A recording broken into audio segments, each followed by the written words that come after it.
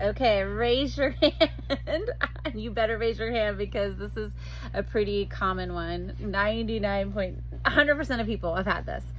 So, how many of you have given up on a desire because you don't want to be disappointed? You don't want to feel like a failure, for like if you try and it doesn't work out. If you really go for it, then it's safer for you to just like not go for it, because if you really go for it and it doesn't work out the way you wanted it to, then you'll be more disappointed. Or let's just say, let's say it another way. What if you like you have a desire and then you just lose wind, where you just kind of give up on it. You don't even really know why. Here's the thing. This is what we all are wired for. It's called the motivational mechanism. Bashar calls it that, like behavior modification. If anyone you study, I have no idea. I was just at the park, so so we were hiking. Okay, so noted. I need to wash my elbow and arm. Anyways, so we're real on here, by the way. So you have probably tons and tons of, and if I'm going to say unconscious, because if you were conscious of them, then this would be like you would know, and you would be able to do something about it, and it would be like taken care of. Where you have what you believe, so you're always moving towards, keyword here, believe. What you believe will bring you more pleasure, and you're always moving away towards what you believe is the keyword, will bring you pain. And when it comes to, like, say you want, a bunch of money, but you have a belief that maybe people will come after you for your money, or somebody will kidnap you if you have a lot of money, or relationships will change because you have a lot of money, or I don't know, like, I'm sure there's a ton more. What about you have a belief you want a new relationship, but then you have a story that maybe you'll sabotage it, so it's safer just to not be in a relationship? What about if you want a new career, but that might require you to actually like put effort in or actually like apply yourself, and then you'll be afraid if you don't meet your own standards, or you don't do a good enough job, whatever. So these are just some like minor examples, but giving you the idea of how we sabotage ourselves from actually going after what we want fully, allowing ourselves to actually like continue to put energy into it, because we have a belief that there's like a secondary gain to not having the desire. It's more beneficial to stay where we are. And it goes beyond just, it's like to keep us safe, right? Like whatever's new and unfamiliar is risky, and our mind wants to keep us safe, so it'll keep us comfortable. So that's because we are being inspired by those beliefs. Thoughts are things. Beliefs are very momentous, very giant thought forms that have power to influence, because it's like a loop that we get caught in. And rather than a spiral where you come back around, but you actually continue to raise up as you come back around, because you've actually like shifted and changed. A loop is where you just keep going around and around the same topic, the same pattern of thoughts and emotions, and they have you stuck in a loop, and you don't realize that thought form is influencing you, and you continue to stay stuck in that loop. And that's what severe depression is. That's what suicidal thoughts are. That's what, when you get frustrated, or you're in a funk, or and it feels like a fog is over, you can't snap out of it. You feel like your thoughts are thinking you. That's what a loop is. And so we have loops around when it comes to wanting something. We have a loop sometimes that it's more beneficial for us to not have it.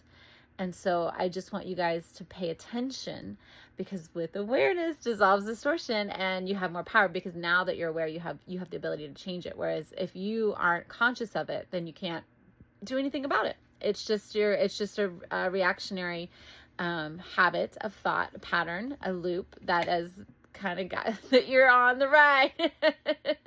You got to wait till it's over. Eventually it will be. But you feel helpless, right? You feel like it's controlling you. And then you look back and you're like, oh, why didn't I, why didn't I go after that thing? Or why didn't I continue to focus my energy on this desire? Because I really want it. And then you don't understand that it's because you have that loop going, and you have these stories and beliefs around what you're afraid of will happen if you actually have your desire. So I want you to just think about that. Take some time to do inventory. This is another opportunity for you to do some self-reflection and contemplation to really get clear about if you have any secondary gain, any benefit for you staying where you're at, meaning what's the, what are you afraid will happen if you were actually to have your desire? What are the detriments that you potentially are buying into that could keep you where you're at, not letting you have your desire because there's something you believe if you do have it will take away from your well-being, your safety, your comfortability, whatever it is. So take a look at that and then get really clear, because then that could help you bridge the gap between allowing yourself to keep focusing your energy and intention behind your desire. So that's the most important thing here, is when you're going after your desire, you don't give up until it comes true, until it materializes. Because one of what is her name, she's been coming back up lately, Helene Hadsel. She was really, really famous for winning tons and tons of contests in her life, and she said there's never any failures, just a delay in results. Because if you know that it's going to happen and you never waver, you never give into the idea that it's not possible, you never allow the negative thoughts to take hold, then it must come. There's no other way around it. It must come. And so that idea that if you give up, it's because you're letting yourself choose that it's not possible for you, because there's something that's keeping you from wanting to actually show yourself that you can do it. And whatever that is, it's good to be aware of it. And remember that persistence is key. That the more that it's like, if you could see energy and you understood that every time that you focus on your desire in a way that's in alignment with it, you strengthen it so that it has the ability to materialize. And the analogy that I always use is like taking steam into ice, and it crystallizes and it becomes a tangible form that you can now perceive with your senses. When it's steam, it's like this nebulous mist that it's not like it's something that you can hold and have it with you and see it and smell it and taste it and touch it. You can sometimes perceive steam, but it's not like ice, where it's like you can hold ice. That's the best analogy that I can come up with. I wish there was another one, and I'm setting the intention another one will come up. But that gives you an idea of when you're focusing on your desire and you're in alignment with it, then that's how it crystallizes into a tangible form that you can now experience. Remember, we're shifting our consciousness billions of times per second. There's this really, there's a guy, Jason Paget, I think is his name. He's a math savant. So he had a situation where it's not funny, but it kind of is, where they say there's the only guy in the world that got sense knocked into him. So he was beaten, and from that brain injury, he actually became a math savant. And he has said, and I've heard other people that have said this after near-death experiences or having like mystical experiences, and I've had this before. It was very fleeting, but I've had it before, so I can attest from my own experience.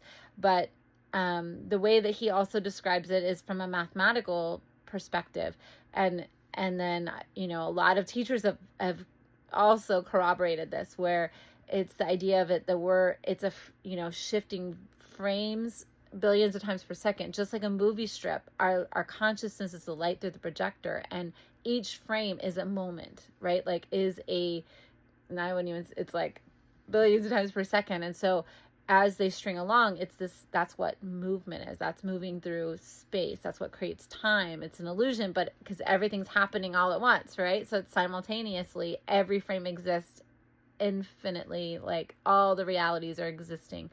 And it's just about our consciousness. What it's focused on is allowing those frames to light up so that we're experiencing it, and we're collapsing it around. It's like our body is within our consciousness. Our consciousness isn't in our body. Boy, we're really going off here. You guys are getting a lot in this one.